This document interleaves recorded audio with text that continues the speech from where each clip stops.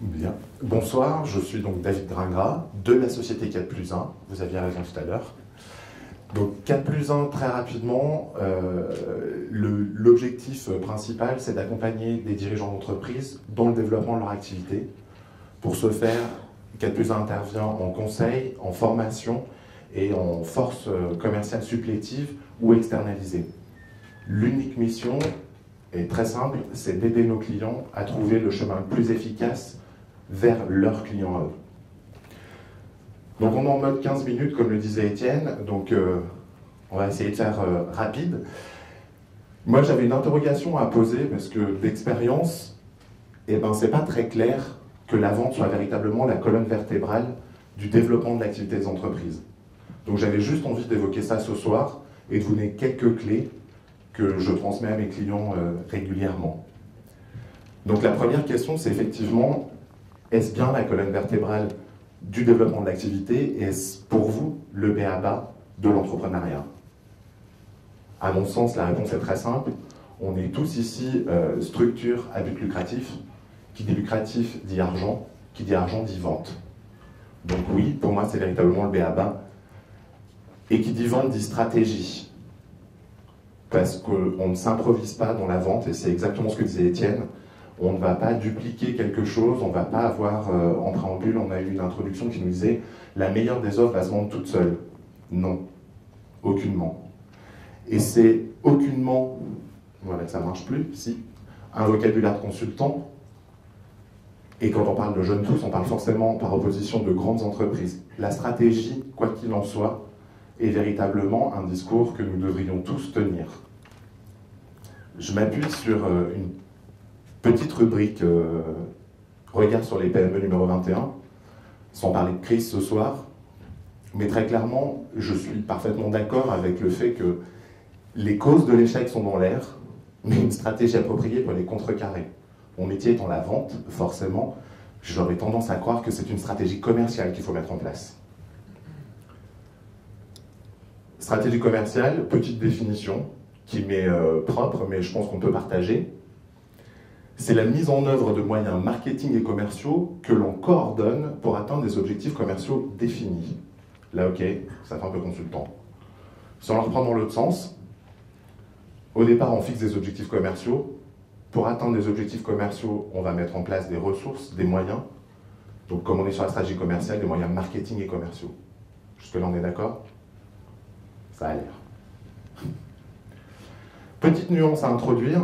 Et donc là, je rejoins de nouveau Étienne.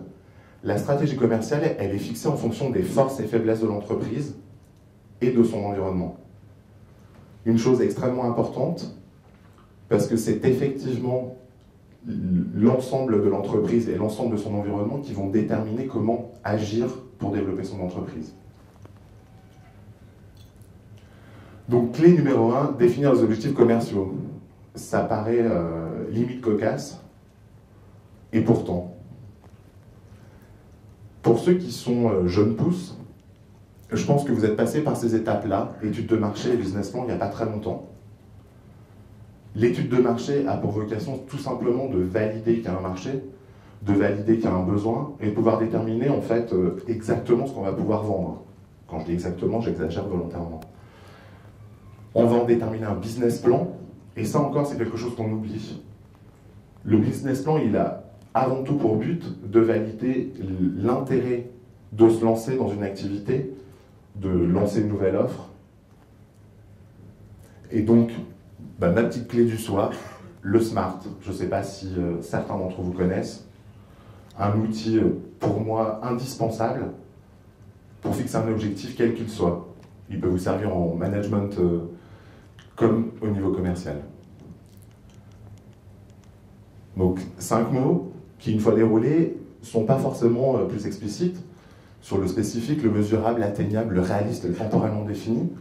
Donc si on se pose quelques secondes et qu'on couple spécifique et mesurable, eh bien, plutôt que de dire cette année, on va augmenter le chiffre d'affaires de 20%, on va être obligé, pour avoir quelque chose de simple et où on n'a aucune ambiguïté possible, de descendre à exactement comment je vais atteindre ce plus 20, ce plus 30, ce plus 40%. Donc avoir la capacité de savoir exactement où je veux aller. L'atteignable et le réaliste, on va les coupler aussi, parce que atteignable, c'est la notion d'effort, et réaliste, je réintègre dans mon environnement. Il y a des choses sur le marché qui vont faciliter le développement de mon activité, comme il y a des choses qui vont le freiner. Dans mon entreprise, si je suis sur un marché d'édition de software, dans un domaine qui est en forte expansion, on va dire un plus 60% cette année, très bien, sauf que moi, ma release, je vais la sortir au mois de juin. Elle sera débuggée complètement au mois d'octobre, donc le plus 60%, je pense que je ne le prendrai pas. Et le temporellement défini, tout simplement, en fait, c'est quand on a un objectif, qu'on sait exactement quel est le cap, comment on va le suivre, comment on se mesure, le temporellement défini va permettre tout simplement de poser des jalons et donc de se motiver, de motiver ses équipes et de savoir exactement où on en est à un instant précis. Voilà pour ce qui était des objectifs. Et je reviens encore une fois sur les forces et les faiblesses de l'entreprise et de l'entreprise dans son environnement, qui vont notamment nous permettre, au niveau des forces, d'identifier clairement les expertises, les différenciateurs et tous les éléments conjoncturels ou structurels du marché qui vont nous permettre d'avancer plus vite.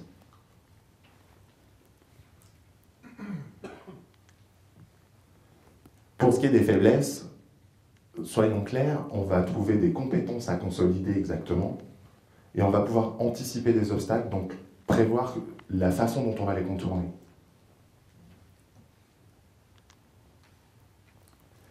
Et tout ça se termine, la stratégie commerciale a pour but final de délivrer, pour ceux qui ont ouvert déjà un Kotler du bois, les 4 P, la politique de prix, la politique produit, la politique promotion, la politique de placement. Tout simplement pourquoi ce soir c'est important d'en parler, la politique de prix, c'est pas juste poser un prix sur un produit, c'est aller un petit peu plus loin, voir ses marges de manœuvre, voir comment on va anticiper certaines négociations. Le produit, on va essayer de déterminer complètement son périmètre. La publicité, on n'en parle que rarement. Avoir un site internet, c'est pas suffisant. Qu'est-ce qu'on va en faire et qu'est-ce qu'on peut mettre en œuvre pour développer son marché? Et la distribution, eh bien, encore une fois, si on parle d'un éditeur de logiciels, est-ce que je vais vendre moi? Est-ce que je vais recruter des commerciaux? Est-ce que je vais travailler avec des distributeurs? Est-ce que je vais travailler avec Point Green, qui va m'emmener sur l'international? Ces questions-là, elles se posent à ce moment-là. Et c'est celles-là qui vont nous permettre d'atteindre nos objectifs. Voilà pour la version 15 minutes extrêmement rapide de la stratégie commerciale. Je vous invite en fait à une petite histoire, juste pour revisiter la stratégie commerciale. Donc, je vous remercie d'accueillir Eric Verret, qui a fondé et dirige la société KISS, une société qui édite des logiciels déployés en SaaS, donc on verra un petit peu plus tard les aspects légaux a priori, et qui est prestataire aussi dans ce domaine. Donc Eric, je te remercie de nous parler un petit peu de ton lancement et de comment on est arrivé à travailler ensemble.